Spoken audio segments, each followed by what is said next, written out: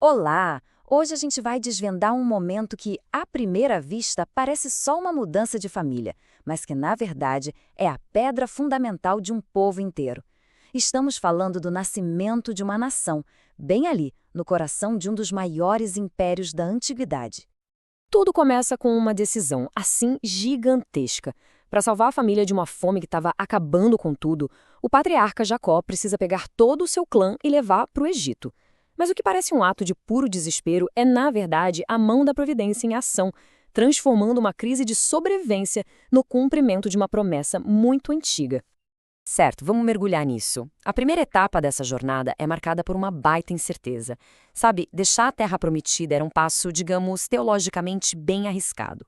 Jacó precisava de um sinal, uma confirmação, e ela veio. E veio num momento e num lugar que foram absolutamente cruciais. E aqui está, a confirmação divina. E é interessante perceber que não é só uma permissão, é uma promessa.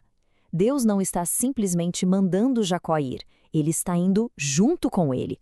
A promessa de se tornar uma grande nação não ia ser adiada, mas, pelo contrário, ia se realizar justamente em solo estrangeiro. Que coisa, né? A sequência dos fatos, como a gente vê aqui, diz muita coisa. A parada em Berseba, nossa, ela é fundamental. Não era um lugar qualquer, era o último ponto em Canaã, um lugar sagrado, de alianças antigas. Ao buscar a Deus ali, Jacó mostra que, mesmo na correria, a prioridade era a direção divina. E é essa busca que transforma o medo em fé e dá um propósito maior para a viagem toda. E agora, o foco da história muda um pouco. Deixa de ser a jornada pessoal de um homem e passa a ser tipo a certidão de nascimento de um povo. Este grupo não é só um bando de refugiados, é um embrião, com registro e tudo, da nação de Israel. Então, o ponto central é exatamente este. O evento vai muito além da fome ou da política da época. É um movimento teológico.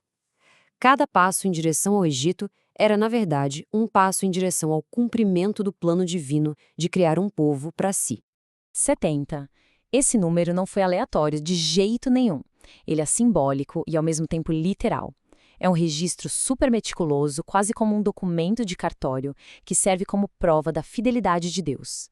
Pensa só, de um clã pequeno de 70 pessoas registradas nome por nome, ia surgir uma nação de milhões.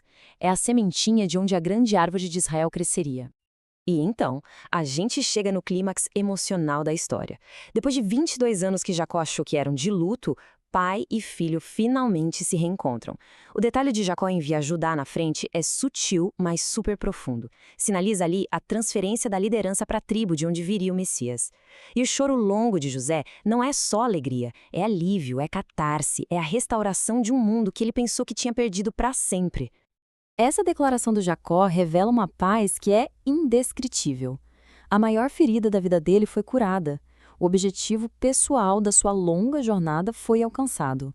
Para ele, ver o rosto de José vivo era de fato o ponto final perfeito para sua vida. E aqui entra a genialidade estratégica de José. Ele usa um preconceito cultural dos egípcios a seu favor. Ao dizer para a família se identificar como pastores, algo que os egípcios desprezavam, ele consegue duas coisas de uma vez. Primeiro, garante a melhor terra, a mais fértil para os seus rebanhos. E segundo, e talvez mais importante, ele cria uma bolha cultural. Um isolamento que ia impedir que eles fossem absorvidos pela cultura egípcia e que preservaria a identidade única do povo da aliança. Agora vamos avançar um pouco no tempo porque a história não para por aí. Enquanto a família de Israel começa a prosperar, o resto do Egito está à beira do colapso. A narrativa agora foca na polêmica, mas sem dúvida eficaz política econômica de José. Essa pergunta que está aí na tela é o centro de todo o debate sobre o legado de José. Ele foi um salvador que garantiu a sobrevivência de milhões ou foi um oportunista que centralizou todo o poder?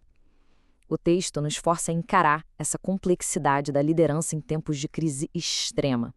O plano de José foi se desenrolando em etapas, uma mais dura que a outra, como a gente vê aqui. Conforme a fome piorava, o povo, por vontade própria, trocava tudo o que tinha para sobreviver. Primeiro foi todo o dinheiro, depois todo o gado e, por fim, todas as terras e eles mesmos. O resultado? José centralizou toda a economia egípcia nas mãos do faraó, criando um tipo de servidão estatal. E este contraste, lado a lado, ilustra de forma brilhante o ponto teológico central da história. No meio de uma crise que engoliu um império, uma distinção bem clara foi feita. Enquanto o mundo ao redor desmoronava, o povo da promessa foi protegido e floresceu. Não por mérito deles, mas pela providência soberana de Deus.